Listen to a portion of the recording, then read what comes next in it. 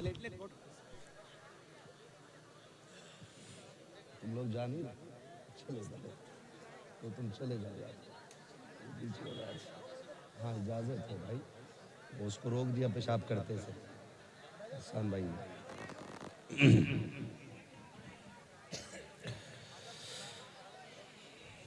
मिंबर रसूल पर रौनक फरोज़ बावकार लाइक़ इज़्ज़त तकरीम उलमाए अहले सुन्नत जुमला हुफ़ाज़ व क़ुर्रा अइम्मे मसाजिद बिलखुसूस नक़ीब अहले सुन्नत नाशिर मसलक आला हज़रत हज़रत हसन रज़ा बरेलवी दामज़िल्लहुल अली मद्दाह खैरुल अनाम शायर अहले सुन्नत भाई मोहम्मद अली फैज़ी साहिब क़िबला शायर हर दिल अज़ीज़ हमारे भाई हज़रत अहमदुल फ़त्ताह साहिब क़िबला दामज़िल्लहुल अली और आपकी मस्जिद के ख़तीब व इमाम हमारे मदरसे के साथी हज़रत अल्लामा मौलाना मुफ्ती मोहम्मद रज़ा साहिब क़िबला दामज़िल्लहुल अली जुमला अरबाब मिंबर महफ़िल पाक में तशरीफ़ फरमा मोहतरम बुज़ुर्गों नौजवान साथियों अज़ीज़ बच्चों इस्लामी रिश्ते की इफ़्फ़त में आप पर्दा नशीन माँ और बहनों जुमला सामईन व सामियात अस्सलामु अलैकुम व रहमतुल्लाहि व बरकातुहू।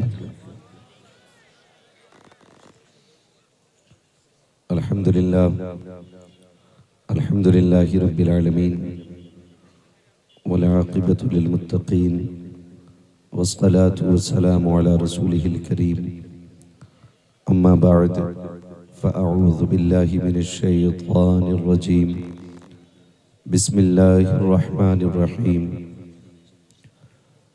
लक़द कान लकुम फ़ी रसूलिल्लाहि उस्वतुन हसना आमन्तु बिल्लाहि सदक़ल्लाहु मौलानल अज़ीम व सदक़ रसूलुहुन नबियुल उम्मियुल मुतीउल मुबीनुल मुईनुल करीम व नहनु अला ज़ालिका लमिनश शाहिदीन व शाकिरीन वल्हम्दुलिल्लाहि रब्बिल आलमीन। या खुदा बहरे जनाब मुस्तफ़ा इमदाद कुन या रसूल अल्लाह अज़ बहरे खुदा इमदाद कुन या शहीद करबला या दाफ़िए करबो बला गुल्लुखा शहज़ादे गुलगों क़बा इमदाद कुन गौसे आज़म बमने बेसरो सामा मददे क़िबले दी मददे काबे ईमा मददे बगिरदाबे बला उफ्ताद कश्ती मदद कुन मदद कुन मदद कुन या मुईन अद्दीन चिश्ती क़ादिरी यमनारे या गौसे आज़म मीज़नम दमज़ शेख अहमद रज़ा ख़ान क़ुत्ब आलम मीज़नम बलग़ल उला बिकमालिही कशफ़त दुजा बिजमालिही हसनत जमीउ ख़िसालिही सल्लु अलैहि व आलिही। करूँ तेरे नाम पे जाँ फ़िदा न बस एक जाँ दो जहाँ फ़िदा दो जहाँ से भी नहीं जी भरा करूँ क्या करोड़ों जहाँ नहीं। जिसको अपने नबी से जितनी मोहब्बत का एहसास हो कोशिश करें उतनी आवाज़ के साथ रसूल और आले रसूल की बारगाह में दुरूद व सलाम की डालियाँ निछावर करें। पढ़ें बावाज़े बुलंद अल्लाहुम्मा सल्ली अला सय्यदिना व शफ़ीइना व नबीना व मौलाना मुहम्मदिन मअदिनिल जूदि वल करम व आलिहि व अस्हाबिहि व बारिक वसल्लिम सलातु व सलामन अलैका या रसूलल्लाह सल्लल्लाहु तआला अलैहि वसल्लम।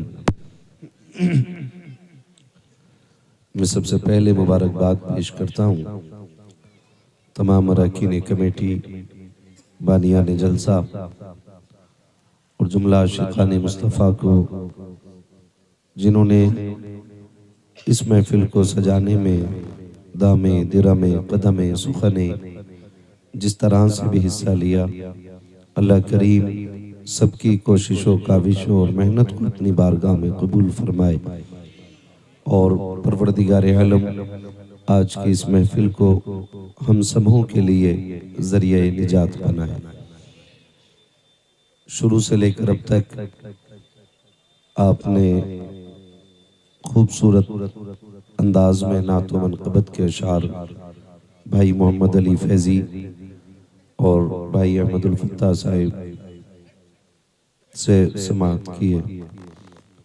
उनके अलावा आपने दीगर अशख़ास से भी नात व मनक़बत और तक़रीर समाअत की। मैं गालिबन महफिल की आखिरी कड़ी की शक्ल में आप हज़रात के सामने हाजिर हुआ। ये बात बिल्कुल हकीकत है कि रात बहुत बड़ी हो रही है और एक के ऊपर सुई जा चुकी है और आप लगभग, जहां तक मैं समझता हूं, 8 साढ़े 8 बजे से यहाँ बैठे हुए होंगे। अब इसमें ज़रूरतें भी होती हैं जो अहम होती हैं, कुछ ज़रूरी काम ऐसे होते हैं जो करने ही पड़ते हैं। तो अगर किसी का इतना ज़रूरी काम हो कि जो उठे बगैर ना होता हो तो मेहरबानी करके उठ जाएं और अपना काम कर लें। मैं देख रहा था आसान भाई ने चंद ज़रूरतमंद लोगों को पकड़ लिया था। अगर थोड़ी देर और पकड़े रहते ना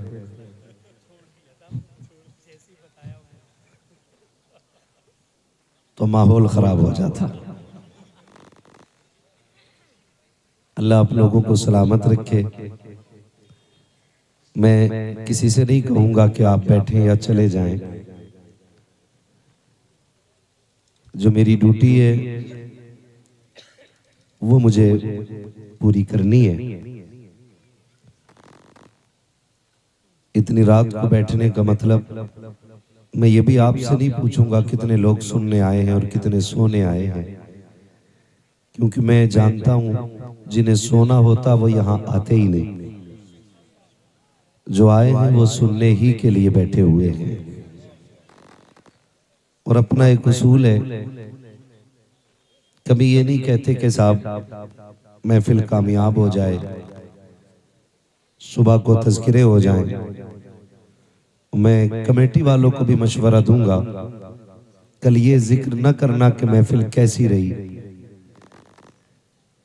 कोई कामयाब कहे, कोई नाकाम कहे, इससे बात नहीं बनती। चूंकि हम बरेली वाले लोग हैं तो हम महफिल को भी आला हजरत के जरिए इस मकाम पे लाके कह दें, रहने दो या डूबो तो अब तो तुम्हारी जानिब, कश्ती तुम्ही पे छोड़ी लंगर उठा दिए हैं। महफिल सजाना हमारा काम था, अब मकबूलियत तक पहुंचाना मदीने वाले का काम है। हमने अपने हिस्से का काम किया और हम कर रहे हैं। बस दुआ ये करें, मोहम्मद अली भाई ने जितना पढ़ा, जैसा पढ़ा, अहमदुल फत्ताह भाई ने जितना पढ़ा, जैसा पढ़ा, या जिसने भी जो भी पढ़ा, जितना पढ़ा, दुआ करें अल्लाह उसे कबूल फरमा ले। ये असल बात होती है। और ये मैं समझ सकता हूं, इतना खूबसूरत निजाम जब इमाम काबिल होता है ना तो कौम खुद ब खुद काबिल होना शुरू हो जाती है। तो चूंकि मैं मोहम्मद रजा भाई को तब से जानता हूं जब से हम मदरसे में साथ पढ़ते थे। माशाअल्लाह अच्छे अखलाक के मालिक भी हैं, अच्छे किरदार के मालिक भी हैं और अल्लाह ने इल्म से भी खूब नवाजा है। मगर बात यह है कि देखिए, बड़े बूढ़े कहते हैं कि जैसा मीठा डालोगे, जैसा गुड़ डालोगे वैसे ही मीठा होना है। मैं हमेशा लोगों को मशवरा देता हूं, इमाम काबिल रखिए ताकि नमाजें दुरुस्त होती रहे। वरना मस्जिद रजा में हम लोग बैठे हुए थे, तकरार चल रही थी। बहुत ऊंची टोपी लगा के एक जनाब आए, मगरिब की नमाज पढ़ रहे थे, 2 रकात पे सलाम फेर दिए। हमने सोचा शायद भूल गए। हमने जाके कहा जनाब 2 पे ही सलाम फेर दिया। कहने लगे मुसाफिर हूं। वो मगरिब में भी कसर कर बैठे। तो काबिलियत टोपी और जुब्बा और दस्तार में नहीं होती है। आप इमाम अच्छे रखें ताकि नमाज अच्छे से अदा होती रहे। वरना कई बार मस्जिदों में जाना होता है ना, कारी मोहम्मद अली साहब माशाल्लाह हमारे अच्छे हाफिज भी हैं, शानदार कारी भी हैं। ये जितनी अच्छी नात पढ़ते हैं ना, उससे कहीं ज्यादा अच्छा ये कुरान पढ़ते हैं। कभी इनसे कुरान भी सुनिएगा, कभी कहिएगा आज हमें कुरान सुनाए। लेकिन शौक खत्म होता जा रहा है कुरान का हमारे बीच से। पता ही नहीं है कुरान की तिलावत की लज्जत क्या है। कुरान में अल्लाह ने वो कैफियत रखी है, अगर समंदर के किनारे अच्छा कारी पढ़ दे तो वाकई मछलियां तैरना भूल करके किनारे पे कुरान सुनने आ जाए। नात पढ़ना इन्होंने बाद में शुरू किया है, कई सारे किरात के मुकाबले जीते, तो ये शानदार कारी भी हैं। और कुछ लोगों के इल्म में इजाफा करने के लिए बता दूं कि जहां शानदार हाफिज हैं, कारी हैं, अच्छे आलिम भी हैं, फाजिल भी हैं। हाँ, कई बार नात खां जब नाम आता तो तसव्वुर में जहालत आती है, ये भी समझ लें। कमेंट में लोग कुछ भी लिख देते। कभी घर आओ तो इंशाअल्लाह गर्दाने भी याद कराएंगे, मुल्ला हसन भी पढ़ाई जाएगी, हाँ काफिया भी समझाई जाएगी। शुक्र है अल्लाह का, हमने चलते फिरते लोगों से नहीं पढ़ा है। हम तो खुल के कहते हैं, हमारे उस्तादों में शेखुल हदीस हजरते अल्लामा आकिल मिसबाही साहिब किबला जैसी शख्सियतें आती हैं, जो आज मंजर इस्लाम में दिलो जान से खिदमत अंजाम दे रहे हैं। मजाक बात नहीं है, बुखारी शरीफ की शरह लिख रहे हैं, कई जिल्दें मंजर आम पर आ चुकी हैं और अभी काम जारी है। ये काबिल लोग हैं। तो खुदा तौफीक देना, तो कभी मोहम्मद अली भाई से कहिए एक रुकू भी सुनाए। अभी 1.5 घंटा बाबू नात पढ़ी है इन्होंने। अल्लाह आप लोगों को सलामत रखे, इमाम अच्छे रखिए। कई बार मस्जिदों में जाना होता है ना, तो दिल करता नियत तोड़ के भाग जाए। इमाम ही ऐसे रख रखे, जब 5 किलो गल्ला दोगे तो इमाम ऐसे ही मिलना है ना। थोड़ी तनख्वाहों में इजाफा करें, अच्छा इमाम रखें, इमाम अच्छा होगा, इबादत अच्छी होगी। कितने लोग मस्जिद में 5 टाइम जाते हैं? हाथ ना उठाओ भैया, झूठ भी उठ जाएंगे, नीचे कर लो। खुद महसूस करें, अपने आप से पूछें क्यों? क्योंकि कभी कभी दिल नहीं लगता मस्जिद में। उसकी एक वजह यह भी है कि अच्छे कुरान पढ़ने वाले लोग नहीं, काबिल लोग रखिए। और हम तो ये सोचते हैं अगर एक दिन इमाम साहब घर चले जावे ना, तो मुक्तदियों में झगड़ा हो जाए, मुसल्ले पे मुझे आना। दुख चल गए कि मुझसे पहले तू कैसे इमाम साहब के पीछे मैं खड़ा होता हूँ। कभी कह रहे आदान मैं पढ़ता हूँ, नमाज भी मैं ही पढ़ाऊंगा। मुसल्ला इतना हल्का ना समझिएगा, हम सारे ही आला हज़रत वाले लोग हैं। किसी ने आला हज़रत से पूछा आपको कितना इल्म है?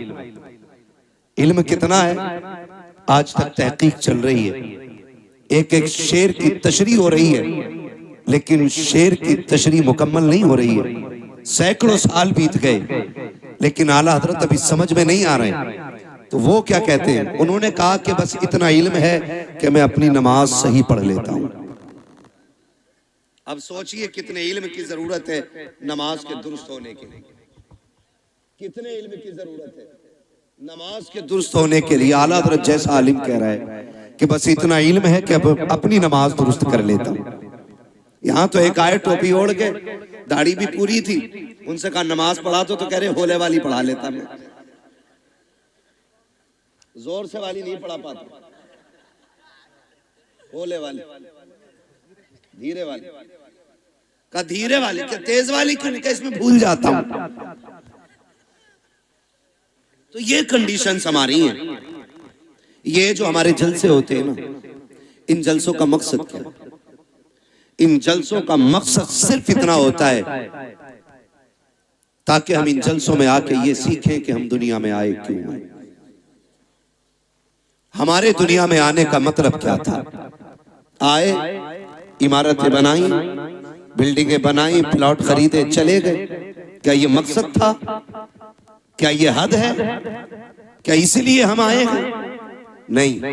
आला हजरत ने बात साफ कर दी, जमीन व ज़मा तुम्हारे लिए, मकीनो मकान तुम्हारे लिए, चुनीनो चुना तुम्हारे लिए, बने दो जहां तुम्हारे लिए, दहन में ज़बां तुम्हारे लिए, बदन में है जान, बदन में है जान, बदन में है जान, बदन में है जान। कुछ लोग अभी सर्दी में ठिठुर के बैठे, बोलना नहीं चाह रहे, बोलेंगे तो गरमाई आएगी। देखा ना, मुझे साइंस आती है, कितनी अंदर की बात बताई। बोलेंगे तो गरमाई आएगी। दहन में ज़बां, बदन में है जान, हम आए यहाँ, उठे भी वहां। जो नहीं बोल रहे वो उठ जाएं, जो खड़े उन्हें बैठने का मौका मिल जाए। हाँ, कभी कभी ऐसा होता है, उन्हीं को जाम मिलता है जिन्हें पीना नहीं आता है ना। अगर किस्मत से कुछ सुस्त लोग आगे बैठ गए तो वो उठ के उधर चले जाएं, जो मजबूत लोग हैं वो थोड़े से आगे आ जाए। हम आए यहाँ, उठे भी वहां, सबा वो चले कि बाग फले, वो फूल खिले कि दिन हो भले, लिवा के तले सना में खुले, रजा की ज़बां, रजा की ज़बां तुम्हारे लिए। अब इतना तो समझ में आ गया हम आए क्यों हैं। एक सवाल आपसे कर लूं, बर्दाश्त करेंगे? निकाह किसकी सुन्नत है? किसकी? हुजूर की सुन्नत है। बारात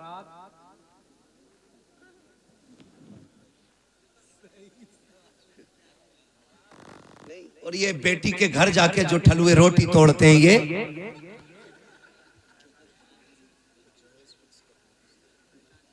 समझ रहे हैं ना मेरी बात? मैं कुछ पूछ रहा हूं आपसे।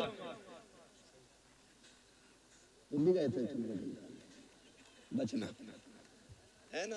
जो बारात में जाके रोटी तोड़ते हैं, ये निकाह क्या है? बोले, जिनका हो गया वही क्यों बोल रहे हैं?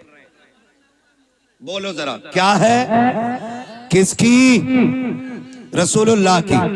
एक सुन्नत को अदा करने के लिए कितने गुनाह करते हो, ये भी बोलो मेरे बेटे। एक सुन्नत अदा करने के लिए कितने गुनाह करते हैं, बेहिसाब। निकाह हुजूर की सुन्नत है, और एक सुन्नत अदा करने के लिए क्या क्या न किया। अगर हम आगाज करें जिंदगी का, खुदा सबके बेटों को जवानी दे, बड़ी बात है। इसलिए कि बेटे के सर पे सेहरा देखना ये माँ का सबसे बड़ा ख्वाब है। घर में चांद सी दुल्हन लाना ये माँ का बहुत बड़ा ख्वाब होता है। जब बेटा बाप के कंधे के बराबर खड़ा होता है ना, तो बाप का सीना फख्र से ऊंचा होता है, झुकता नहीं है। बाप का सीना फख्र से ऊंचा होता है। अल्लाह ने मेरे बेटे को जवानी दी है। जब खुदा जवानी दे ना, तो फिर खुदा को ना भूलना। क्या करना है? खुदा को नहीं भूलना है, यही असल है। बेटा जवान हुआ, अम्मा ने क्या कहा? जैसी बेटे जवानी की दहलीज पे कदम रखते हैं, माँ कहती है चांद सी दुल्हन लानी है। मैं समझता हूं हर माँ की कहानी ये होगी, क्योंकि हर माँ अपने लाल से बेपनाह प्यार करती है। मैं कहूं कि मोहम्मद रजा भाई की माँ प्यार करती है, सिर्फ ये गलत होगा। मेरी माँ प्यार करती है, सिर्फ ये भी गलत होगा। आपकी माँ प्यार करती है, सिर्फ ये गलत होगा। हर माँ का एक ख्वाब होता है, मेरा लाल जवान हो, सेहरा पहने, दुल्हन चांद सी मैं ढूंढ के लाऊं। मुझे तो हैरत होती है ना जब बहुएं आके शिकायत करती, मौलवी साहब कोई तावीज होगा जिससे मेरी बहू का लड़ना खत्म हो जाए। तो मैं कुछ देर सोचता हूँ कि इसे ये हो क्या गया है, शिकायत कौन सी लेके आई है, पूछो बात क्या हो गई। तो एक सीधी बात कहती है, पता नहीं मेरी सास को जलन होती है मुझसे। ये एक एक बेटा मेरी बात कान खोल के सुन ले और याद रखिएगा, अगर एक रात के जलसे से जन्नत मिलती ना तो हुसैन 72 गर्दनें नहीं कटवाते करबला में। ये भी कान खोल के सुन लीजिए, अगर जन्नत इतनी सस्ती होती ना तो फिर करबला में हुसैन ने 71 लाशें नहीं उठाई होती। महंगी है जन्नत, उसे बचा के रखना जरूरी है, बचा के रखना जरूरी है।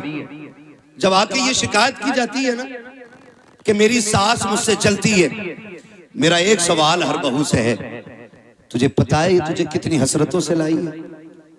जब बेटा 12 साल से ऊपर चढ़ा था ना, तभी से उसने दुल्हन के तस्करे शुरू कर दिए थे। तभी से रिश्तेदारी में जाके कहती थी, सुनो बेटा 15 साल का हो गया, बेटा 18 का हो गया, मेरा बेटा 19 का हो गया। हम भी दुल्हन देख रहे हैं, क्यों?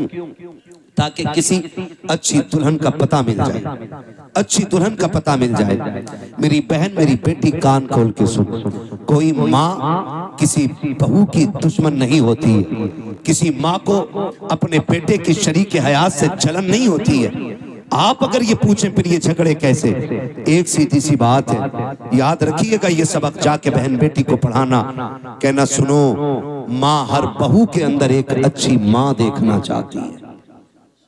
माँ हर बहू के अंदर एक अच्छी माँ देखना चाहती है। वो ये चाहती है कि जितनी फिक्र मैंने अपनी बेटी की है उतनी ही फिक्र, जाने दीजिए, उतनी ही फिक्र मेरे बहू को होनी चाहिए, उतनी ही फिक्र। मैं खुद समझता हूँ मेरी तकरीर जितनी अहम थी उसी वक्त मुझे मौका दिया गया। मुझे खुद भी पता है मुझे इस वक्त मौका देने का मतलब ये है कि तकरीर इतनी जरूरी नहीं है। बस ये है जो लोग बाहर से आए, मुझे पता, मैं उनके लिए बोल रहा हूँ। अल्लाह आपको सलामत रखे। जरा कह दें या रसूल अल्लाह। मैं किसी को डांटूंगा नहीं, मर्जी है जिसे उठ के जाना चाहे चला जाए। मेरा उसूल है, महबूब की महफिल को महबूब सजाते हैं, आते हैं वही जिनको सरकार बुलाते हैं। तो एक बहू के अंदर माँ एक अच्छी माँ देखना चाहती है। तो ये जो शिकायतें चल रही है ना छोटी छोटी, कहीं ना कहीं हमने इनमें कमियां की,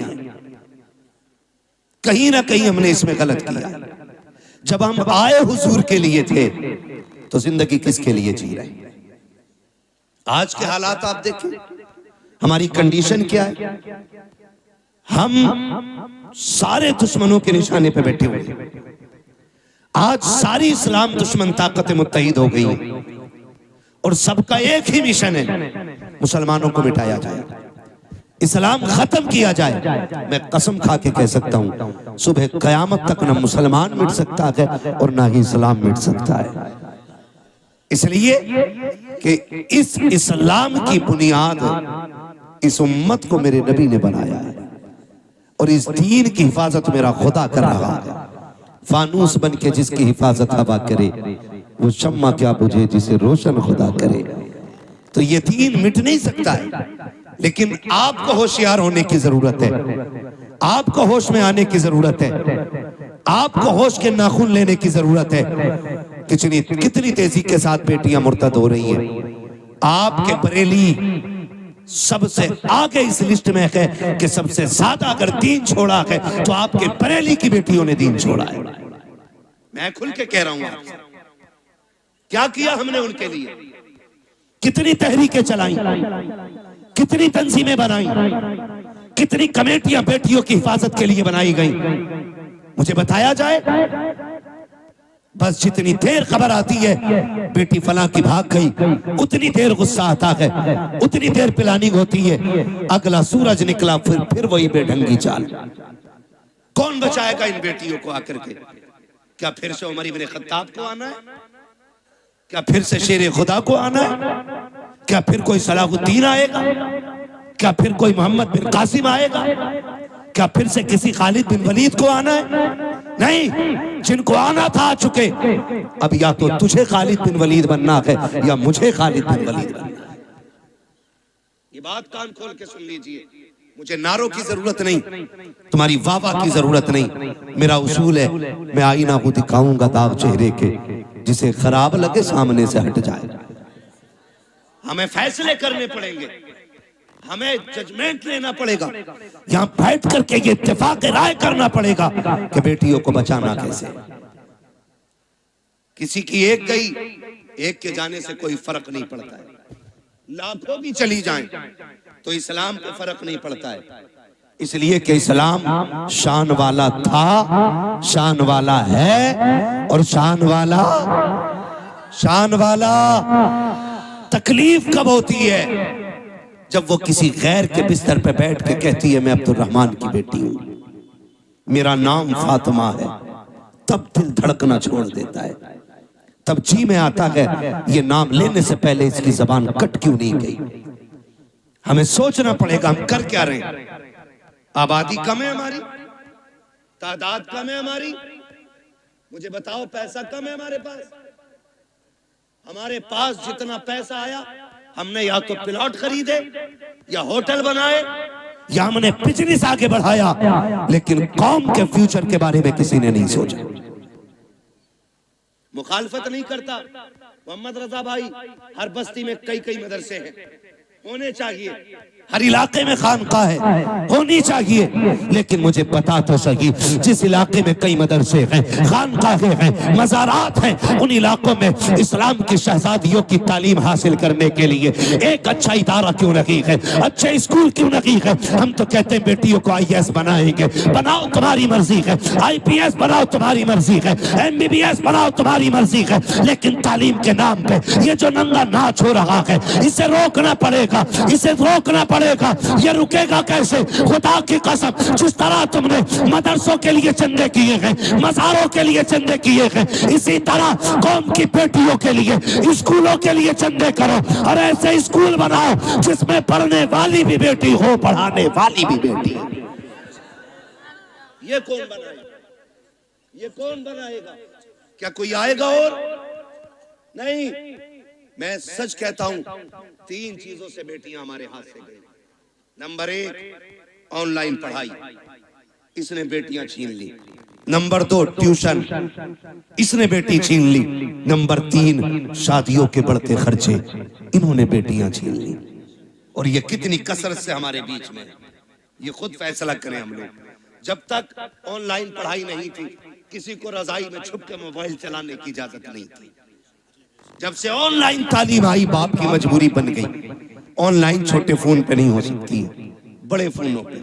और रह गई ट्यूशन के तमाशे, तो आप सोशल मीडिया पे सर्च करें हमारी बेटियों का किस तरह इस्तेमाल हो रहा है, किस तरह उन्हें छेड़ा जाता है। मैं आपकी बेटी पे एतराज नहीं कर सकता, मैं कहता हूं आपकी बेटी शरीफ होगी, लेकिन जहां जाके बैठ रही है वहां तो सारे शरीफ नहीं है, वहां तो सारे शरीफ नहीं है। और इस तरह मिजाज बनाया गया, 2 लड़कों के बीच में एक लड़की बैठाई जाती है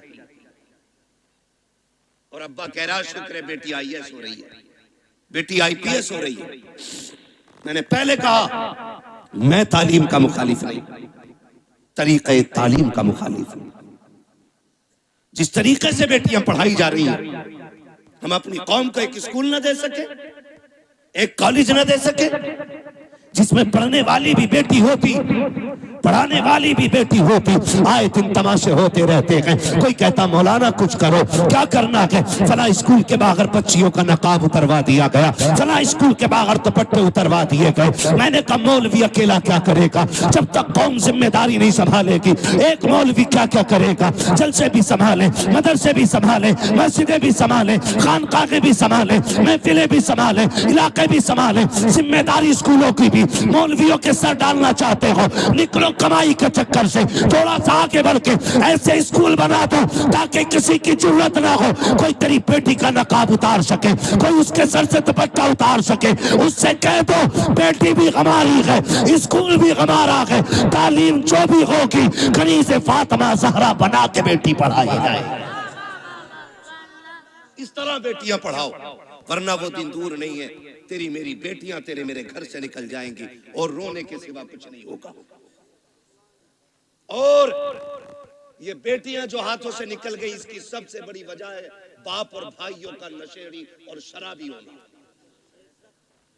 सुन लो कान खोल करके, मुझे मतलब नहीं है दोबारा बुलाया जाए या ना बुलाया जाए। ये सबसे बड़ी वजह है। जब बाप या भाई शराब के नशे में धुत पड़ा रहेगा तो घरों की रखवाली कौन करेगा? हम कहां गिर गए? पार्टी के नाम पे शराब, दोस्तों की दावत के नाम पे शराब, बिजनेस में फायदा हो गया उसके नाम पे शराब। अब तो शादियों में शराब चलने लगी। किसकी नजर लगी इस कौम मुस्लिम को? मैं पूछना चाहता हूं, किसकी नजर खा गई कि हमारी कौम तबाही की तरफ जा रही है? हुआ क्या है हमें? खुदारा संभालो अपनी नस्लों को, वरना मुसलमान कहते हुए गैरत आएगी। डॉक्टर इकबाल ने बहुत पहले कहा था, यूं तो सैयद भी हो, मिर्जा भी हो, अफगान भी हो, तुम सभी कुछ हो, बताओ कि मुसलमान भी हो। आज कौन सा झगड़ा नहीं है? कोई कह रहा मैं पठान हूं, कोई कह रहा मैं अंसारी हूं, कोई कह रहा मैं शेख हूं। यही झगड़े रह गए थे, कोई दूसरा काम नहीं बचाता। और भाई सुन कान खोल करके, किसी पठान को कोई अजमत और रिफत हासिल नहीं है, किसी खसाब को कोई अजमत हासिल नहीं है। खुदा की कसम, अल्लाह के नजदीक सबसे ज्यादा इज्जत वाला वो होता है जो सबसे ज्यादा तकवे वाला होता है। अगर नाज करना है, सजदों की कसरत पे नाज करो, कुरान की तिलावत पे नाज करो, अपने आप को देखो, मुहासबा करो, आईने के आगे खड़ा कर और पूछ तो सकी कितनी रातें ऐसी गुजरी है जिसमें तुमने खुदा को मनाया है, कितनी रातें ऐसी गुजरी है जिसमें रब को राजी किया है। अगर एक रात भी ऐसी नहीं है तो हंसने का मौका नहीं है, खुश होने का मौका नहीं है। एक रात ऐसी निकाल लो कि जब दुनिया सोती हो तू मुसल्ले पे आ जा, अपने रब को रो के दिखा दे। खुदा की कसम, तो आंसू गिराना तेरा काम है, जन्नती बना देना खुदा का काम। लेकिन हम तो डांस भी करते हैं तो नात के नाम पे, शादियों के नाम पे शराबें। कह रहा हमें पढ़ाता, कह रहा मौलवी साहब तुम्हें नहीं पता है, बियर में नशा नहीं होता, एनर्जी ड्रिंक है वो। आग लगे तेरी एनर्जी में, अगर ताकत लेनी है तो वो खजूर खा जो हुजूर के मदीने से आई हो। हाँ, इससे ज्यादा ताकत शराब। इन्होंने हमारी कौम का बेड़ा गर्क कर दिया। नौजवान अक्सर इधर जा रहे, खुदारा निकले इन चीजों से। शराब मेरे नबी ने हराम कही तो हराम है, मानते हो कि नहीं? शराब, शराब इतनी जोर से कहो कि जो पीते हो उन तक आवाज पहुंचे। शराब, शराब। और जिस चीज को मेरे नबी ने ठुकरा दिया, कोई माई का लाल उसे हमारे होठों तक नहीं ला सकता है। हाँ, हुजूर के गुलाम हम आज जबान कह रहा बियरी तो है, मार दिए एक दो गिलास, बेड़ा गर्क हो जाएगा, कोई मसला नहीं ना बेटे ना। वो इसलिए कह रहे बेटे, वो देख रहे, तुमसे कोई तकलीफ नहीं है भाई, तुम बैठो बैठो। हाँ, तवज्जो है सारे लोगों की? बेटे नहीं लिया तो तू तकसीम कर ले, मैं कर ले। तवज्जो है ना सारे लोगों की? शराब डूब गए इसमें जाकर के। याद रखिएगा, शराब पीने वाला ना अच्छा शोहर हो सकता है, ना अच्छा बाप हो सकता है, ना अच्छा भाई हो सकता है, ना अच्छा बेटा हो सकता है। और याद रखिएगा, मुआशरे की एक बीमारी का नाम शराबी है। इतनी बुरी चीज, जो शराब पीता है उसके घर की इज्जत महफूज नहीं रहती, उसके घर की बहन बेटियां बाहया नहीं होती। अगर किसी को घर की इज्जत को आग लगाना हो तो शौक से शराब पिए जाके। आखिरत का अजाब अलग बात है, मैं दुनिया के अजाब बता रहा हूं। तो कभी भी शराब के करीब नहीं जाएंगे इंशाअल्लाह, शराब के करीब नहीं जाएंगे इंशाअल्लाह। पार्टी के नाम पे मेरे भाई शराब आई, उसके अलावा एक बीमारी और, शादी में शराब आ गई। अब एक तमाशा और चल गया, हल्दीराम। नमकीन की बात नहीं कर रहा हूं मैं, हल्दी हल्दी ये चल गई है ना रस्म। आए दिन फेसबुक पीला पीला दिखता है। अब हल्दी डे, हैप्पी हल्दी है। इतनी धुन से तो शबे बारात का एहतमाम नहीं करते जितनी धुन से हल्दी का कर रहे हैं। यूं तो सैयद भी हो, मिर्जा भी हो, अफगान भी हो, तुम सभी कुछ हो बताओ कि मुसलमान भी हो। क्यों लगती है हल्दी भाई? गोरा होने के लिए। भैंस को 4 दिन हल्दी में डुबा के रख, काली की काली रहेगी, वो गोरी। तूने हल्दी क्यों लगाई? हाँ इमाम साहब ये बात बोल देना, इनका हिसाब करो, मेरे लल्ला की शादी से जल गए। क्यों इन पे लल्ला नहीं है? ये कंडीशन होती है। असल में बात क्या है ना, लोग उन्हें धुन से सुनते हैं जिन्हें पैसा देना पड़ता है। जो महीने के 10,000 लेता तो उसकी बात भी नहीं सुनते। ये भी कड़वी सच्चाई है। कभी ये सोच रहे हो कि अपनी जमात के खिलाफ है ना, मैं जानता हूं। तो ये कंडीशन हल्दी की, हल्दी इसलिए लगती है ना कि गोरा हो जाए।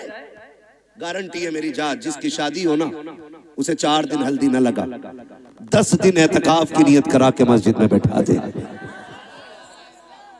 कुरान और तस्बीह दे दो और उससे कह तुझे दुनिया की बात नहीं करनी। अल्लाह की इज्जत की कसम खा के कहता हूं, अगर 10 दिन में चेहरे पे निखार ना आ जाए तो नाम बदल देना। जो चीज थी हमारे पास वो खत्म हो गई। हल्दी अकेला एक की शादी थी तो 4 पीले बने घूम रहे, सारे मेंढक लग रहे है ना। 4 लड़कों ने पहने। कहा ये कौन है? कहा मेरा कजिन है। ये कौन है? फ्रेंड है। ये कौन है? फला से। ये कौन है? फला। इसने हल्दी क्यों लगाई कि मुझे देखा, इसने हल्दी क्यों लगाई कि इसने इसे देखा। हमने हल्दियों के तमाशे इतने कर दिए, हम शरीयत भूल बैठे, 3 पसे पुश्त डाल दिया। क्या इसी को इस्लाम कहा जाता है? खुदा के वास्ते सुधर जाओ वरना कौम को तबाही से कोई नहीं बचा सकता है। क्या तमाशे हल्दी के नाम पे नहीं हुए? खुदा की कसम, हल्दी पे देखो तो सही, हाथों में गुनगुने बांधे गए। जिन मर्दों को कुछ पहनने की इजाजत न की, उन्होंने हाथों में गुनगुने पहने, गले में भैंस वाली जंजीर पहनी। क्या हो रखा है? कैसे इज्जत बढ़ती है, शान बढ़ती है। खुदा की कसम खा के कहता हूँ, जिसको दाढ़ी भारी लगती हो उसके सोना पहनने से इज्जत नहीं बढ़ती है। अगर इज्जत बढ़ानी है, सोने को ठोकर मार, दाढ़ी को सीने से लगा। सोना देख करके बेवकूफ इज्जत करेगा, दाढ़ी देख करके खुदा के फरिश्ते इज्जत करने लग जाते हैं।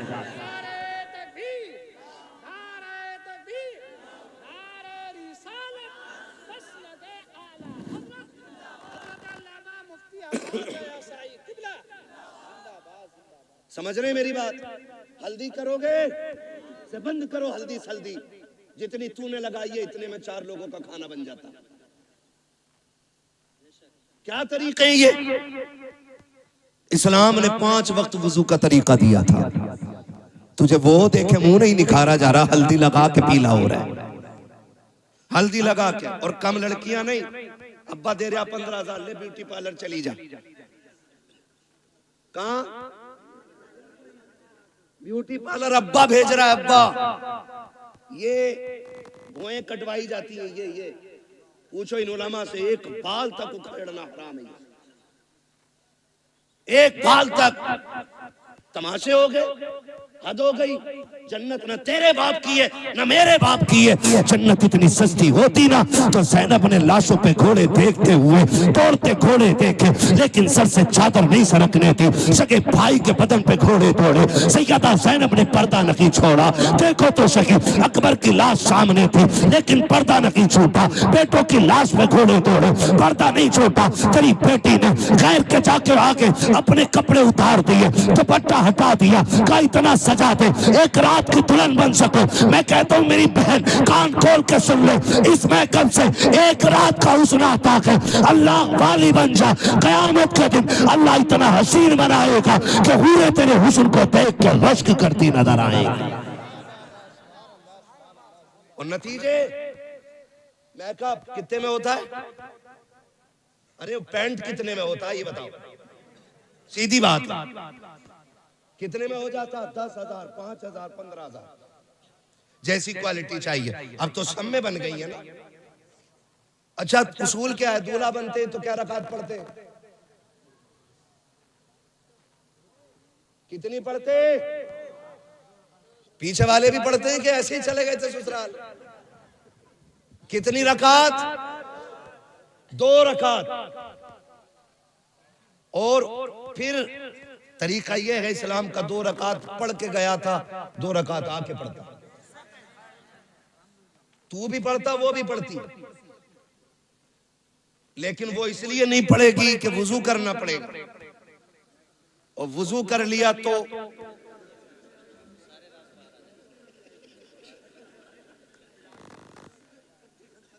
मसला पुट्टी छूट जाएगी। बच्चा कह रहा अगर वुजू कर लिया तो पुट्टी छूट जाएगी। ये राज सारे ही जानते हैं। हाँ? अब नुकसान जानते हो? जब पहली रात देखा था तो लग रही थी परी की बच्ची, अगले दिन जब देखा ना तो लग रही थी चुड़ैल की बच्ची। इसके नुकसान आप जानते हैं? इंसान की नजर में जो चेहरा समा जाता फिर उसको उसी चेहरे से मोहब्बत होती है, अगर वो बदल जाए तो मोहब्बत कम हो जाती है। यही वजह है जो तलाक कसरत से हो रहे हैं, याद रखिए, यही वजह है जो तलाक कसरत से हो रही है। ए मेरी बेटी खातून जन्नत के दर की कनीज कहलाने वाली, जरा सोच तो सकी, तुझे रब ने बाहया बनाया था, तेरी गोद में सलाहुद्दीन आया, तेरी गोद में खालिद बिन वलीद आए, तेरी गोद में उमर इब्न खत्ताब आए, तेरी गोद में अबू बकर सिद्दीक आए। तू नबी तो ना बन सकी, लेकिन नबियों को जन्म देने का शरफ तुझे दिया गया है। तू नबी तो ना बन सकी, लेकिन नबियों को तूने गोद में लेकर लोरियां दी है। रब ने तुझे बड़ा मकाम बख्शा था, बड़ी इज्जतें अता की थी। आज क्या हो गया है? तेरी गोद में आने वाला डांसर तो हो रहा है, कुरान का कारी नहीं हो रहा है। तेरी गोद में आने वाला बदमाश तो हो रहा है, लेकिन नबी के दीन का आलिम नहीं बन रहा है। क्या हो गया है? क्या जात बदल गई है या तरीके बदल गए हैं? ए मेरी कौम के शहजादियों, आज भी औरत हो, कल भी तुम औरत थी, आज भी तुम्हारी गोदों में आ रखे हैं बच्चे, कल भी तुम्हारी गोद में बच्चे आते थे, लेकिन फर्क है आज शादी से एक दिन पहले बेगैरती की चादर ओढ़ के गैरों के सामने चेहरे खोल देती हो, खुदा की कसम। लेकिन कल की औरतों का उसूल ये था, हजरत मौलाए कायनात मौला अली का दौरे खिलाफत है, इस्लाम की शहजादी ज़कात के साथ गुजर के जा रही है। रास्ते में एक नौजवान गुजरा, हवा का झोंका आया, उसने बच्ची के चेहरे से नकाब उड़ा दिया। न बच्ची ने नौजवान को देखा, न बच्ची को देखने की खबर है। जैसी कपड़ा हटा, झोंका आया, उस नौजवान की निगाह उस लड़की की आंखों पे पड़ जाती है। इतनी खूबसूरत आंखें कि दिल दे बैठा। घर आया, खातिमा को बुलाया, कब पता तो करो फला खातून कौन है, कहाँ की रहने वाली है, उसकी आंखें इतनी खूबसूरत हैं। खातिमा ने पता लगाया, कहा फला की बेटी है, फला घर में रहती है। उसने कहा उस तक मेरी शादी का पैगाम पहुंचा दो। कोई बदतमीजी नहीं, कोई बदमाशी नहीं, कोई चैटिंग, कोई कॉलिंग नहीं है, सिर्फ एक बार देखा है, आंखों पे दिल आ गया, पैगाम भेज दिया है रिश्ते का, कहा मैं उससे निकाह करना चाहता हूँ। खातून गई जाके कहती है, बेटी फला नौजवान तुझसे निकाह करना चाहता है। बच्ची ने कहा था वो मुझसे निकाह क्यों करना चाहता है? कहा वो तेरी आंखों का आशिक बन बैठा है। कहा उसने मेरी आंखें कहाँ देखी? कहा तू कल चौक में जा रही थी, हवा के झोंके से दुपट्टा हटा, उसकी निगाह तेरी आंखों पे पड़ गई थी। ए बेटी वो तेरी आंखों का दीवाना बन बैठा है। उसने कहा माई ठहर अभी आती हूँ। अंदर गई, जब बाहर आई है, एक हाथ में चाकू था, दूसरे हाथ में तश्त में रखी हुई आंखें हैं। उसने कहा माँ ये जाकर के आंखें उस नौजवान को दे दीजिए। औरत ने देखा चेहरे पे खून बह रहा है, तश्त में रखी हुई आंखें हैं। कहा बेटी हाँ ये क्या कर दिया? कहा जाओ जाके नौजवान को दे दो और उससे कह दो तेरी निगाह इन आंखों पे पड़ गई है, मुझे कयामत में खातूने जन्नत के सामने जाना है। अगर इन आंखों की वजह से उनके सामने शर्मिंदगी उठानी पड़ी तो मेरे जीने का मतलब खत्म हो जाएगा। कहा अम्मी ये आंखें इसलिए निकाल दी है कि जिन आंखों की वजह से आका के सामने शर्मिंदा होना पड़े, मुझे उन आंखों की कतई जरूरत है कि नहीं। आबाद जिंदाबाद, सुभान अल्लाह सुभान अल्लाह। इस्लाम की शहजादियां।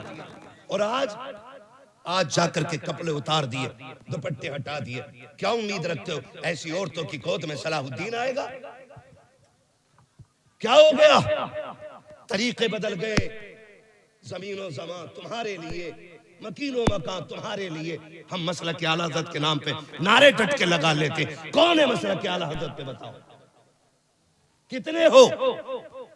उनकी जिंदगी हम देखें और फिर अपनी जिंदगी देखें। कोशिश करें अल्लाह हमें आला हज़रत के तरीके पे चलाए। हाँ, समझने की भी जरूरत है और पढ़ने की भी जरूरत है।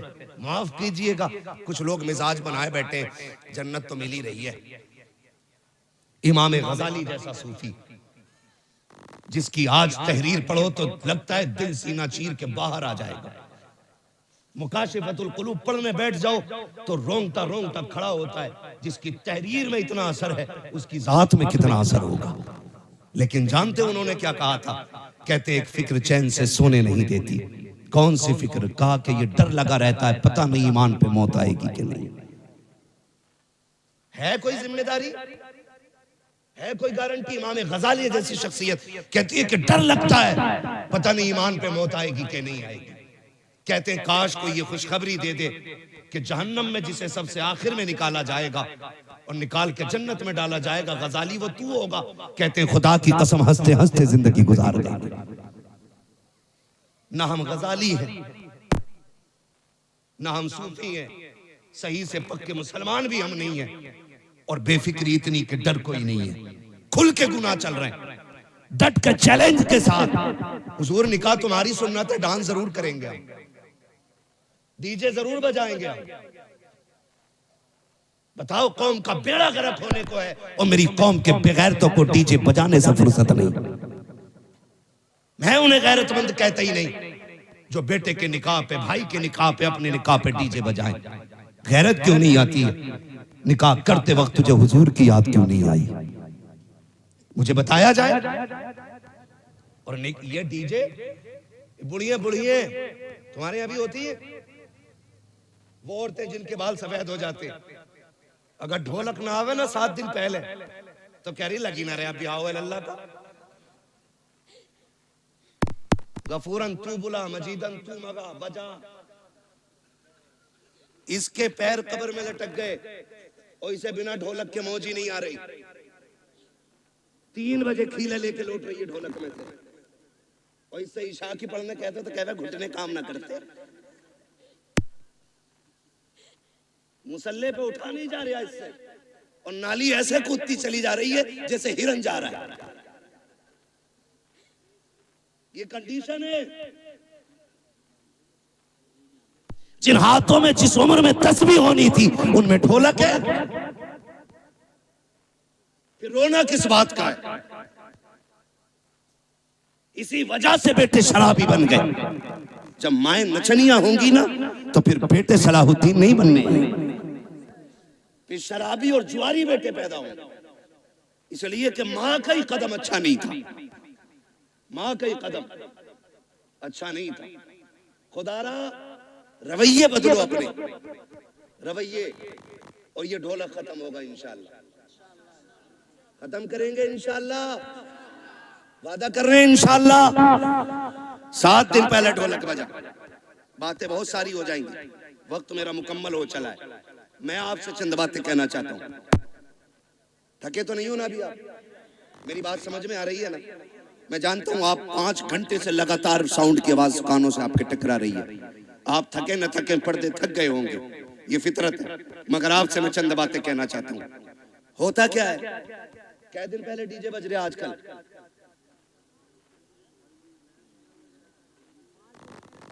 पांच दिन तो चल ही रहे हैं, क्योंकि पंजतन के मानने वाले जो हैं पहले। अच्छा, डीजे की कोई तखसीस है कि बेटे में बजेगा या बेटी में? अब तो हो रहा है कि नहीं? कोई ऐसा भाई है जिसे बहन प्यारी ना हो? सबको बहन प्यारी है ना? बोले इतनी कमजोरी से नहीं ताकि मैं बात भी पूरी ना कर सकूं। बहन सबको प्यारी है ना? सबको प्यारी है बहन। आपने देखा भी होगा जब बेटियां रुखसत होती हैं ना तो बाप मैयत पे इतना दर्द से नहीं रोता जितना बेटी की रुखसती पे बाप रोया करता है। वो भाई जो पूरी जिंदगी लड़ते रहे, आज जब बहन जा रही है ना तो कभी दीवार से लग के रो रहा है, कभी तन्हाई में जाके रो रहा है। क्यों? क्योंकि बहन की जुदाई का गम है। और आज नतीजा क्या है? 5 दिन पहले डीजे बज रहा है। पहले के उसूल ये थे, पहले इल्म कम था अमल ज्यादा था, आज इल्म ज्यादा है अमल कम हो गया।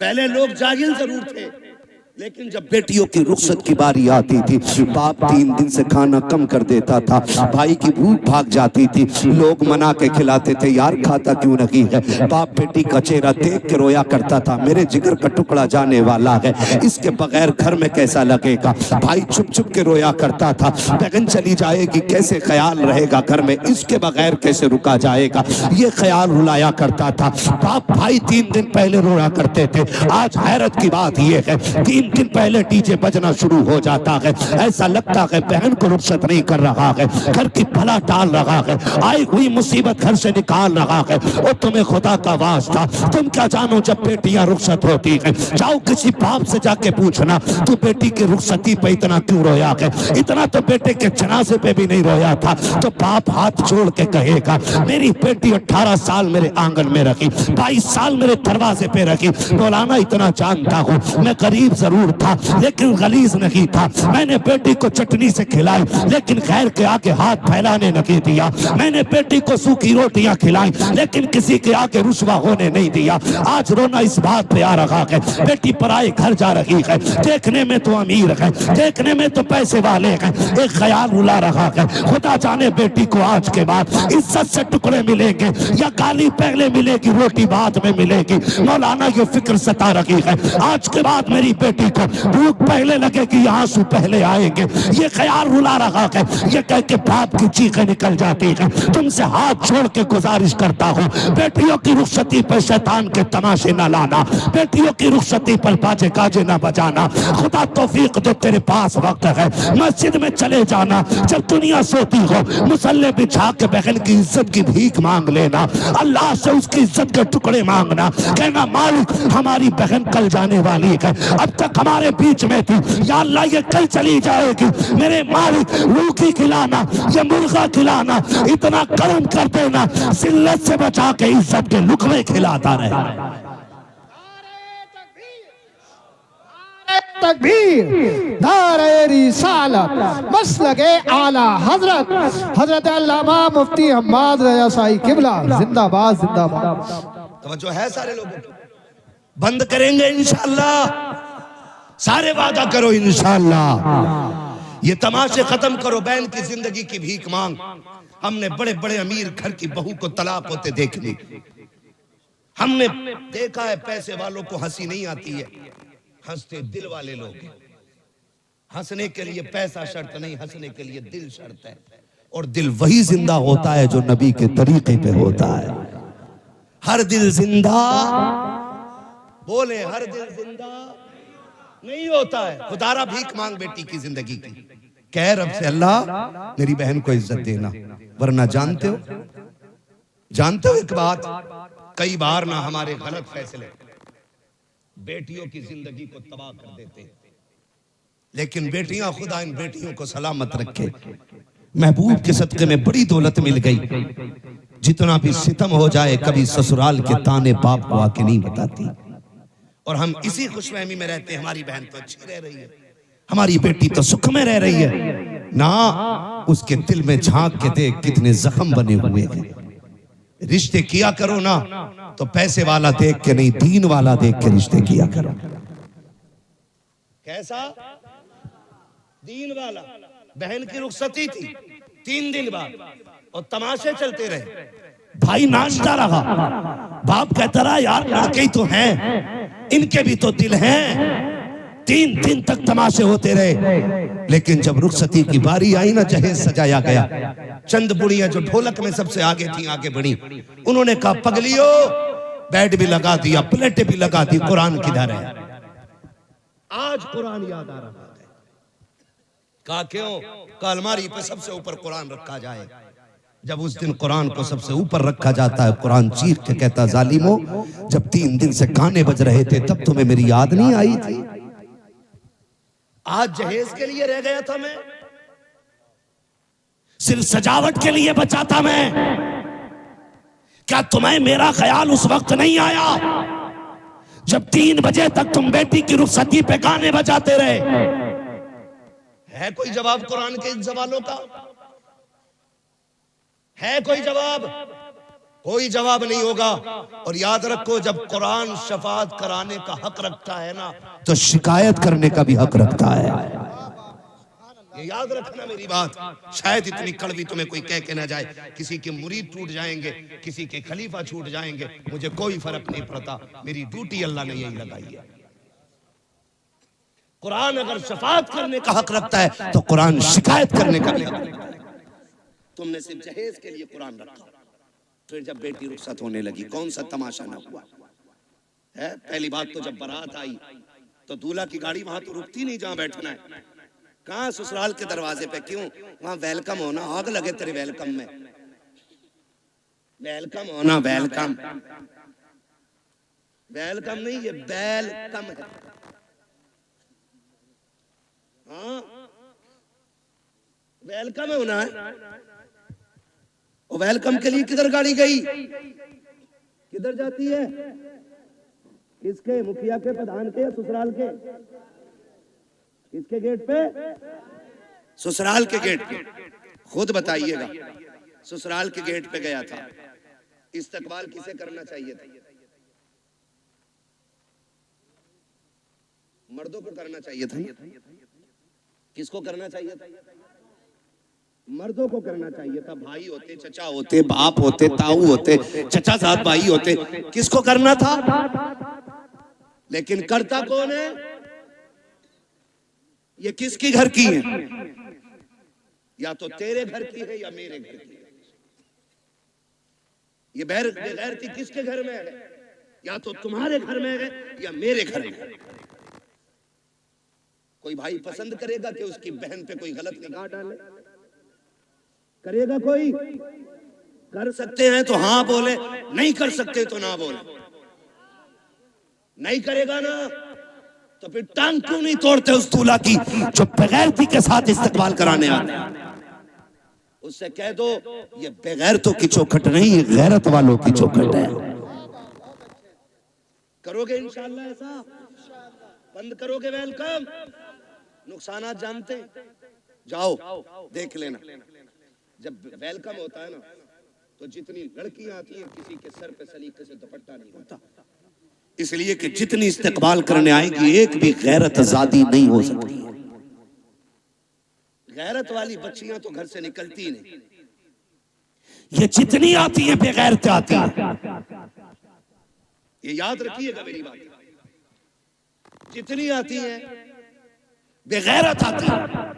कोई जूस दे रही है, कोई पानी पिला रही है, कोई शरबत दे रही है, कोई कोल्ड ड्रिंक पिला रही है, कोई मीठा खिला रही है। मैं पूछना चाहता हूँ, ए इस्लाम की शहजादी, तुझे रब ने हया का जेवर पहनाया था, गैरतों की चादरें उड़ाई गई थी, तू तो कनीज़े फातिमा ज़हरा बनाई गई थी। बता तो सही तेरा क्या बनेगा? आज जब बेटियां आती हैं वेलकम के लिए, भाई भी बेगैरती की चादर ओढ़ लेता है। आप बाप की आंखों में भी गैरत का पानी नहीं है, कोई रोकने वाला नहीं है, सारे पीछे हट जाते हैं। जितने दूल्हा के साथ जाते हैं वेलकम के लिए वो छटे हुए कौम के गुंडे और आवारा होते हैं। जितनी बच्चियां सामने से आती हैं वो सबकी सब बदचलन और बेगैरत होती है। अब मुझे बता तो सही, हमारा इस्लाम तो ये कहता है जहाँ पे एक अजनबी औरत अजनबी मर्द हो वहाँ तीसरा शैतान होता है। जहाँ दोनों तरफ बेगैरत हो, बता वहाँ कौम का नतीजा क्या होगा? मैं आपसे पूछना चाहता हूँ, जब बेगैरती के साथ ये नतीजे निकलते हैं तो बताओ कौम को किन मुश्किलों का सामना करना पड़ेगा। 4 दिन के बाद जब बेटियां बाप का मुंह काला करके जाती हैं तब मौलवी के पास दुआ के लिए जाते हो, पीर से तावीज लेने जाते हो, फजर से पहले पहले आ जाए ताकि इज्जत रह जाए। ओ जालिम, अब कोई तावीज काम नहीं आएगा, अब कोई दुआ काम नहीं आएगी। 18 साल बिगाड़ा है बेटी को, इस गलती का मुदाफा 1 मिनट के तावीज से नहीं होगा। अगर नस्लें बचाना चाहते हो 1 दिन की उम्र से लेकर के शादी तक अपनी बेटी की ऐसी परवरिश करो जैसी परवरिश मेरे नबी ने खातून जन्नत की है। खातून जन्नत ने जैसी परवरिश सैयदा ज़ैनब की है। खुदा की कसम बहुत इनकी होगी, आने वाला सलाहुद्दीन अय्यूबी पैदा हो जाए। जिंदाबाद जिंदाबाद। नारे तकबीर, नारे रिसालत, मसलके आला हजरत उलमाए सुन्नत, जिंदाबाद जिंदाबाद। बंद करेंगे ये तमाशे इंशाअल्लाह। जितने वादा करते हाथ उठा के कहें इंशाअल्लाह। अब भी देखो किसके नस्ल में अभी लहू में बेगैरती हाथ नहीं उठाए। देखो दाएं बाएं किसने नहीं उठाया है, जरा बंद करेंगे ये तमाशे इंशाअल्लाह।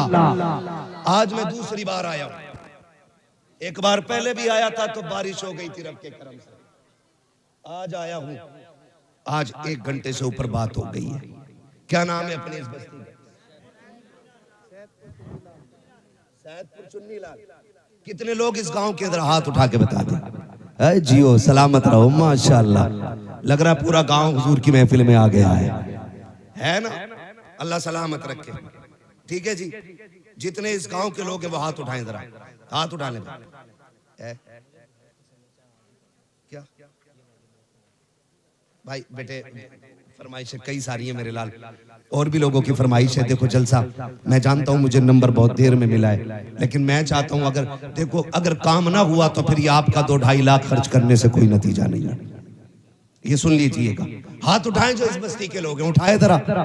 या रसूल अल्लाह देखें गुलामों ने हाथ उठाए हैं। या अल्लाह जितने इस महफिल में आए हैं आज की रात के सदके सबको महबूब का सच्चा गुलाम बना दे। हाथ अभी ऊपर ही रखने हैं ना, ऊपर ही, नीचे नहीं करने भी हाथ अभी नीचे नहीं करने। अल्लाह खातून जन्नत का सदका अता करे, हमारी बहन बेटियों को कनीज़े फातिमा ज़हरा बना दे। वादा करो आज के बाद इस बस्ती में डीजे नहीं बजेगा इंशाअल्लाह। वादा करें सारे लोग, डीजे वादा करें डीजे। देखो बोल कौन नहीं रहा है, डीजे नहीं बजेगा। गैर शरीक कोई भी रस्म अदा नहीं होगी। शराब से बचेंगे इंशाअल्लाह। वादा करें इंशाअल्लाह। जो डीजे बजाएगा उसका बाइकाट करेंगे इंशाअल्लाह। हाथ अब नीचे कर लीजिए। हुजूर की महफिल में वादा हो गया। इमाम लोग हैं, कितने इमाम हैं? 3 इमाम हैं, 2 हैं अभी। मैं इन 2 से अर्ज करूंगा और तीसरे तक मेरा पैगाम पहुंचा देना। खुदा के वास्ते आप मसलक आला हज़रत वाले लोग हैं, आप भी अहद कर लें जिस बारात में डीजे आएगा ना उसमें निकाह पढ़ाएंगे ना उसमें खाना खाएंगे। ये उलमा की भी जिम्मेदारी है। और इंशाअल्लाह मुझे उम्मीद है ये ताजुश शरिया वाले लोग हैं, ये आला हज़रत वाले लोग हाथ उठ गए हैं तो वादा पूरा किया जाएगा इंशाअल्लाह। इंशाअल्लाह ढोल बंद होगा, गाने बंद होंगे। और अगर करना ही है ना, बस आखिरी बात सुन ले जरा। कहते हैं या रसूल अल्लाह, शादी पे कार्ड छपते हैं, दावतें होती हैं, जाती है ना, सबके नाम होते हैं। क्या हमारे कार्ड में हुजूर का नाम भी होता है? खाला के नाम का कार्ड है, फूफा के नाम का कार्ड है, मामू के नाम का कार्ड है। किसी कार्ड पे हुजूर का नाम भी लिखा है कि नहीं? आप कहेंगे कैसे हुजूर को कार्ड जाएगा कैसे? एक सीधी सी बात है। खाला को कार्ड इसलिए दिया कि वो आए, खालू को कार्ड इसलिए दिया वो आए, फूफा को कार्ड इसलिए दिया वो आए, सारे रिश्तेदारों को इसलिए कार्ड दिया गया ताकि वो आए। एक कार्ड मदीने भी भेज दिया करो। आप कहेंगे कैसे? वो कार्ड सीधा सा है, निकाह तेरा हो महफिल हुजूर की सजा लिया करो। महफिल हुजूर की हो, सुना है आप हर आशिक के घर तशरीफ लाते हैं। मेरे घर में भी हो जाए चरागा, हुजूर को बुलाने का बस यही एक कार्ड है। दूल्हा तेरा बेटा बने, सेहरा मदीने वाले का होना चाहिए। वो सरवरे किश्वरे रिसालत जो अर्श पर जलवागर हुए थे, नए निराले तरफ के शामा अरब के मेहमान के लिए थे। है ये सेहरा चलता हो और दूल्हा तेरा बेटा बना हो, फिर देख सिर्फ हुजूर नहीं आएंगे, रब करम करेगा तो फरिश्ते हुजूर के साथ आ जाएंगे। तो एक कार्ड हुजूर के लिए जाएगा इंशाअल्लाह। तो जरूरी नहीं है मोहम्मद अली फैजी आए तब महफिल सजेगी, अहमद उल फत्ता आए तब महफिल सजेगी, अम्माद आएगा तब सजेगी। मैं कहता हूँ कोई भी ना आ सके ना तो मुफ्ती अहमद रजा मोहम्मद रजा भाई को बैठा दे माइक पे कि हुजूर की नाज सुना। वो जब देखते हैं ना मुंह नहीं दिल देख के आया करते हैं। तो इंशाअल्लाह ये कार्ड हुजूर को जाएगा इंशाअल्लाह। और जिस घर में डीजे बज जाता है उस घर में हुजूर को नाराज कर दिया जाता है। फिर कह रहा कौरमा कम पड़ गया मौलाना, मुफ्ती साहब ने फातिहा हल्की पढ़ी थी, कम क्यों पड़ा है?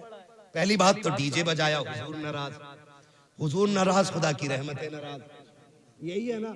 और जब रहमतें नाराज तो बरकतें नाराज, फिर बरकतें नाराज।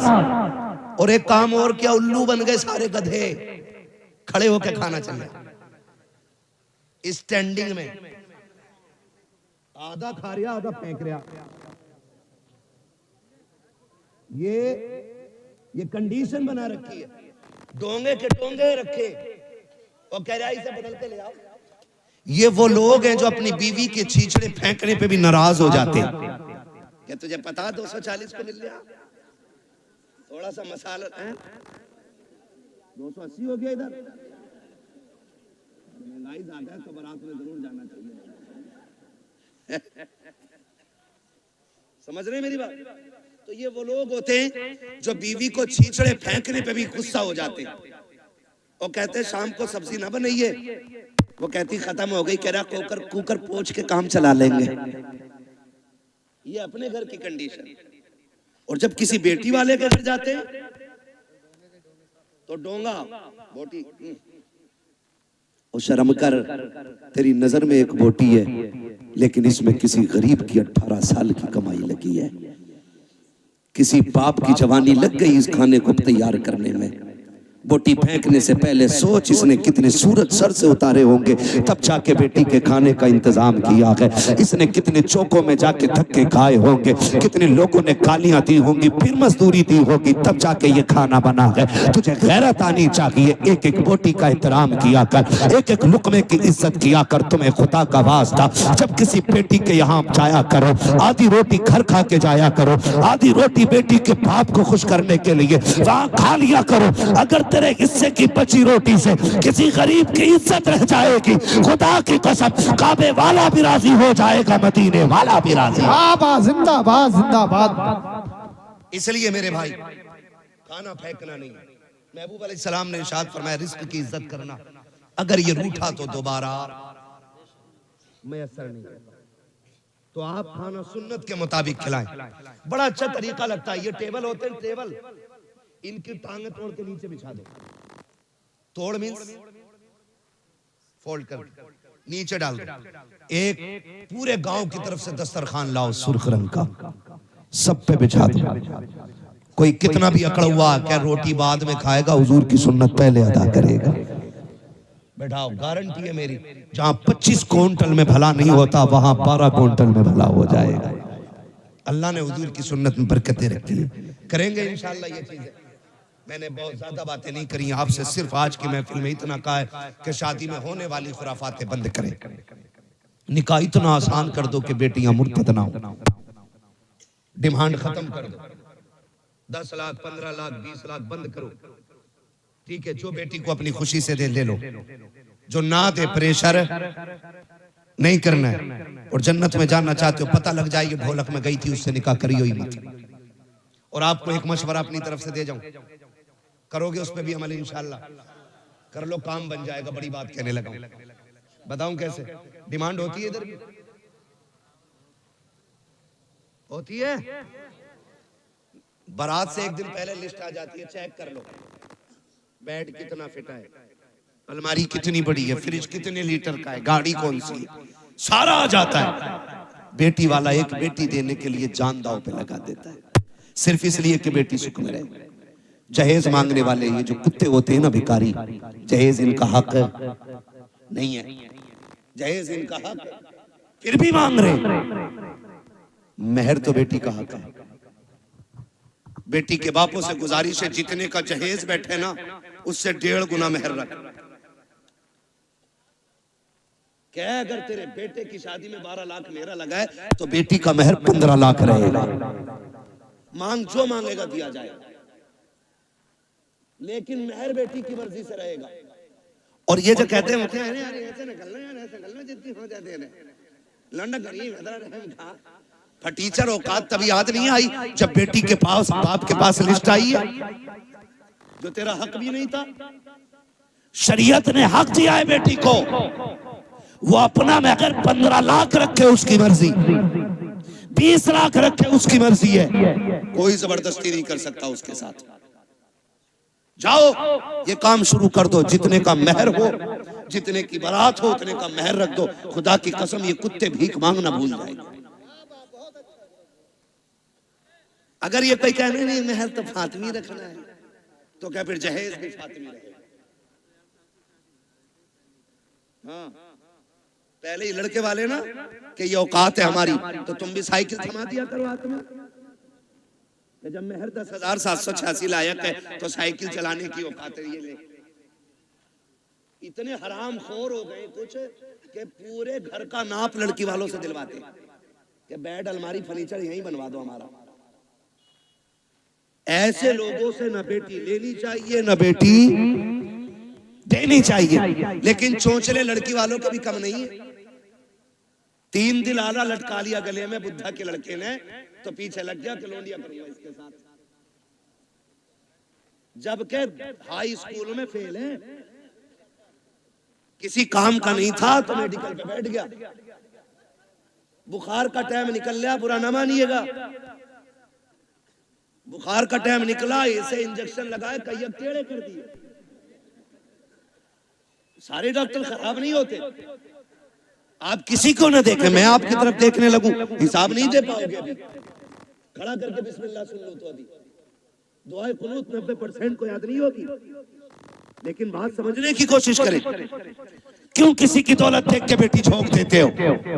अगर दामाद ढूंढना है ना मस्जिद में जाके देख, जो 5 वक्त का नमाजी आंखें बंद करके बेटी दे दे। जो रब का हक अदा कर सकता है वो तेरी बेटी का भी हक अदा कर सकता है। जो रब का हक अदा नहीं कर सकता वो तेरी बेटी का भी हक अदा नहीं कर सकता। तो निकाह देखभाल के करेंगे इंशाल्लाह, रिश्ते देखभाल के करेंगे। कोई डिमांड वाला आए ना तो उससे ना पहले तय कर लो, जितने का तेरा जहेज रहेगा उतना हमारी बेटी का मेहर रहेगा, कर या ना कर। कम से कम इबलीसों से तो बच्चियां बच जाएंगी, दुनिया के कुत्तों से तो बच जाएंगी। और याद रखिएगा, जो एक बार मांगता है वो बार बार मांगता है। भिखारियों की आदत नहीं जाती। तुम्हें क्या लगता है ये भीख मांगने वाले गरीब होते? तिरकों के हिसाब से चिल्लर होती है इनके घरों में। करोड़ों के मकान है मुंबई में इनके जो भीख मांगते, मगर आदत नहीं जाती मांगने की। कटोरा अच्छा लगता है। ऐसा ही दामाद होता है, कभी जहेज के नाम पे मांगेगा, कभी छोचक के नाम पे मांगेगा, कभी बेली के नाम पे मांगेगा, कभी किसी चीज के नाम पे, कभी किसी, ये मांगते ही रहेगा पूरी जिंदगी। बेटी उसे दे जिसे मांगने की आदत खुदा से हो। और नौजवानों, तुम भी ससुराल से मत मांगना। मांगोगे ससुराल से? मांगोगे इसलिए कि ससुर के देने से भला नहीं होता, खुदा के देने से भला होता है। किसके देने से भला होता है? खुदा के देने से भला होता है। अल्लाह तुम्हें सलामत रखे। मैं नाराज नहीं हूं, कुछ लोग चले गए, मैं इस बात पर खुश रहता हूं मेरे हिस्से में किरिम किरिम आई है। जितना मठा था वो सारा छन गया है, ये किरिम आई है। और जितने बैठे रह गए इतने अमल करने पूरा इलाका बदल डालेंगे। और कोई ये कोशिश मत करना, लो बरेली में तो फला के ऐसा हुआ, सबको देख के करोगे तो कुछ नहीं होगा।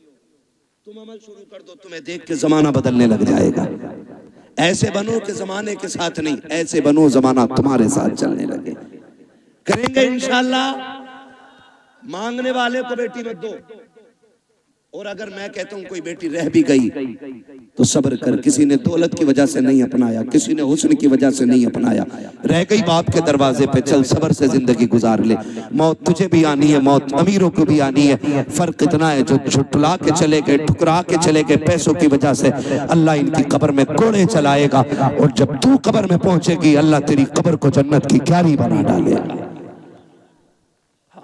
तो रह गए हैं तो सब्र से जिंदगी गुजरेगी। और अगर हमें बेटी देनी है तो नेक लोगों के हवाले करनी है। करेंगे इंशाल्लाह।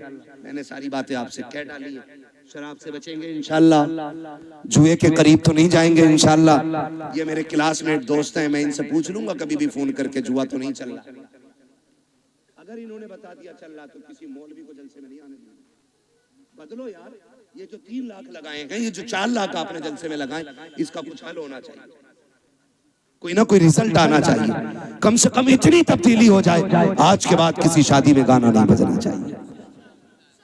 नहीं बजेगा ना इंशाअल्लाह, जो बजाएगा उसके यहाँ दावत खाने मत जाइए, इमाम निकाह पढ़ाने नहीं जाए, उसके बेटे को नमाज पढ़ाने के लिए इमाम नहीं जाए, हट जाओ। कैसे निकाह नहीं, जनाजे में भी नहीं आना, ये फाइनल कर दो, फिर देखे हमने किसने बजाया। कोई शान गाजे बाजे से नहीं बढ़ती, शान बाजे गाजे से बढ़ती तो हजरत अली की बारात ना, अली दूल्हा बन के सादगी से हुजूर की चौखट पे नहीं आई, सादगी में अल्लाह ने इज्जत रखी, तो करेंगे इंशाअल्लाह। फरमाया गया लक़द कान लकुम फ़ी रसूलिल्लाहि उस्वतुन हसना, मेरे महबूब की जिंदगी आपके लिए बेहतरीन नमूना है, हुजूर का किरदार अपनाना है। शजरा शजरा, आप मुझे थके थके लोग लग रहे हैं। मैं आपको बता दूं, जब मैं शजरा पढ़ूंगा ना, मेरा हाथ का इशारा होगा ना, तो ये समझ जाना मौलवी दाद लेना नहीं चाह रहा, मौलवी सांस लेना चाह रहा है। भाई 1.5 घंटा हो गया, मैं माजरत चाहता हूँ। मैं आपको एक बात बता दूं, यकीन करें 24 घंटे से मैं सोया नहीं। मुझे दिया गया था कि मुझे बात करनी थी, हमारे जो भाई दूर से आए अल्लाह इन्हें जज़ाए खैर दे, मैं माजरत चाहता हूँ कि मैं आज आपकी ये फरमाइश पूरी नहीं कर सकता, इसलिए कि 2-4 मिनट का मसला नहीं है। हाँ, तो मैं मुझे भी ये एहसास रहता जब आ जाते हैं ना, फरमाइश और भी थी मेरे भाई, मैं आपसे माफरत चाहता हूँ, खुदा के वास्ते माफ कीजिएगा। और भी कई लोगों ने फरमाइश की थी, मैंने किसी की फरमाइश नहीं रखी है, मैंने जो जरूरी समझा अपने इलाके के लिए वो बात कर डाली है। बरेली हमारा भी है, तुम्हारा भी है ना। बेटियों के लिए अपने स्कूल होने चाहिए, अपने कॉलेजेस होने चाहिए, ऐसी डिग्री में आग लगे जो इज्जत लुटा के मिले। हमें तो वो डिग्री काफी है जो मदीने वाले ने जन्नत की डिग्री अता कर रखी है। हाँ, तो हमें उस डिग्री की फिक्र करनी है। जब मेरा हाथ का इशारा हो तो आप समझ जाइएगा, मौलवी दाद देना नहीं, मौलवी सांस लेना चाहता है। ठीक है, इतनी जोर से दाद दी, सुभान अल्लाह।